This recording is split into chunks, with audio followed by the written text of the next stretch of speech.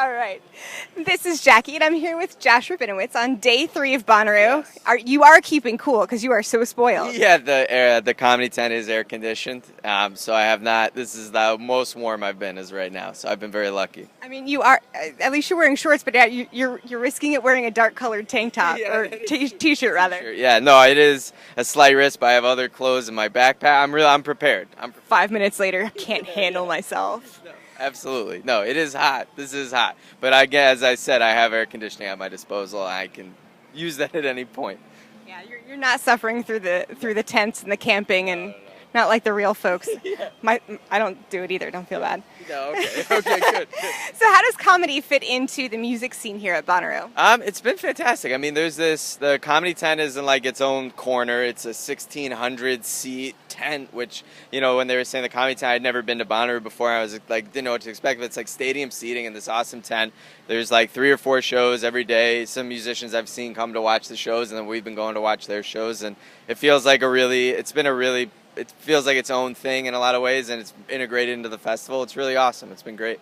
Who are some comedians that you're excited to see or have seen already? I've seen a lot of great people already. I did a show yesterday with Aparna Nancherla, Pete Davidson, and Vanessa Bayer. That was really fun.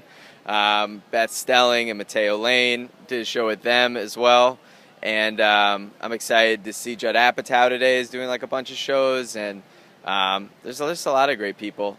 Yeah. Have you gotten to see any musicians at this festival? I did. I went to LCD Sound System yesterday. I got to go to like this side stage. I got to like be on this like platform thing, and I got to look down at all the. You are spoiled. So spoiled. I wasn't even supposed to be able to do that, but someone just gave me a wristband, and I went. So I've just been sort of conning my way through the fun of the festival. Nice. And I'm sure have you gotten a chance to walk through the festival yet? Yeah. I've walked through. I've walked a lot by myself just to like get the sense of it when I first got here. And today I don't have any shows, so I was going to really try to do a lot of the shows. And then tomorrow I have one more stand-up show. People watching at Bonnaroo or any music festival, but particularly Bonnaroo, has to be really interesting. Are there some standout things that you've noticed already that might be something you could poke fun at tomorrow? Yeah, I mean, it's like it's already such a parody of itself in terms of the insanity that you see. It's like almost hard to make fun of because people are truly so happy that I wouldn't even want to rain on their parade if they were doing like it's like you just see people, and I just want like I'm not I've never been to that many festivals. I'm not that good at festivaling, as it were. I'm trying, but like. I get like hot, or I get too worried about everything. So with this, though, I just see people being so carefree, and they're just like laying out and just like having the best time, and I want to be them. So then instead of being them, I just watch them from a distance. But then I feel like it like rubs off on me, hopefully.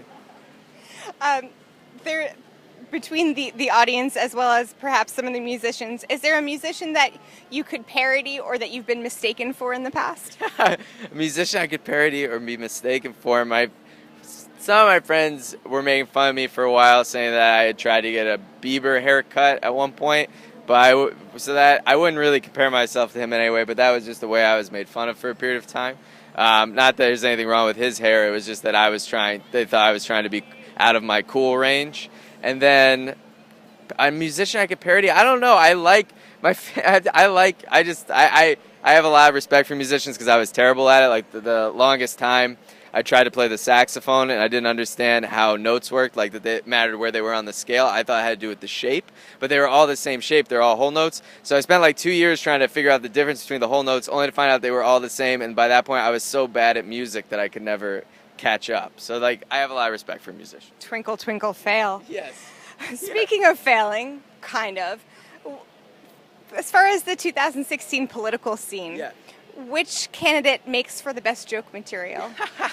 I mean, I'd say the obvious choice would be, Donald Trump, though he is such a ridiculous parody, again, of himself that it's like it almost would make it hard to artfully make fun of someone who's so inherently a joke. It's like hard to make a joke of like what you already find to be like a joke. But anybody who can, it's very important work to do. And I guess I feel like all of the current comedy should be focused in his direction for the time being, and then hopefully then we can redirect it elsewhere. Fingers crossed. So what do you do if God forbid something happens and a joke doesn't go well. Do you have a technique that a go-to technique? No, I mean, there's no like go-to. I mean, it's varied, when through the time as I started doing stand-up, you would have different approaches or you'd be more shocked. I think, at this point you do comedy for a while. If a joke doesn't hit, you just, respect that and just keep moving forward and don't dwell too much. I think it can make the audience feel weirder if you're like, oh, so you didn't like that one? I'm so sorry. Like, that's more uncomfortable than just being like, just continuing and just getting to the next joke rather than dwelling on the weirdest moment. Make it just really super awkward. Why not? Yeah, absolutely. Yeah. So how are jokes born for you? Are they autobiographical? Are they observational? A little bit of everything? Yeah, a little bit of everything. I do some shorter jokes and then some longer, more 5 to 7 minute stories.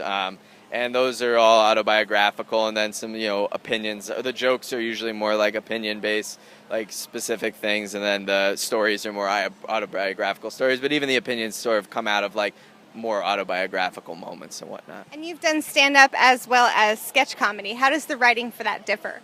It is. I mean, it's different in that a stand-up bit is revolving just around me and the way that I would want to say it, and a sketch is obviously, something that you're filming. It's has far more components to it than just the stand-up bit, which is just you talking. So with any script or anything like that, just more, you have more tools at your disposal in terms of what you're trying to make, essentially.